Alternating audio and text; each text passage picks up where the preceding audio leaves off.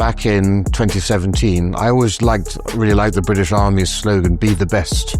And in 2017, they thought they would do away with it because it was elitist and non-inclusive. And of course, the lesson from Rome and Sparta is that once you start diluting your forces, you basically have a disaster on your hands. I think you've been quite outspoken about this, particularly about the role of women in combat frontline roles. How damaging do you think DEI has been to the fighting ability of our armed forces and also to morale? I think it's highly problematic.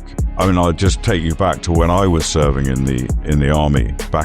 This was going back to the sort of late 90s, early 2000s. I was commanding a battalion which was very heavily undermanned back then, and I decided to do something about it. And I sent my own recruiting teams out to basically drag people off the streets and get them into the battalion. It wasn't quite like that, but sort of almost press ganging in an up-to-date way. And we filled the battalion up quite quickly with a lot of extremely good young people who didn't have jobs and were looking for a bit more adventure. But I was quite heavily criticised by the system because I hadn't recruited enough ethnic minorities into my ranks. Now, the area that my regiment recruits from isn't particularly strong on ethnic minorities anyway, but I wasn't interested in that, quite honestly. I was interested in getting bodies into my battalion, whatever colour their skin was.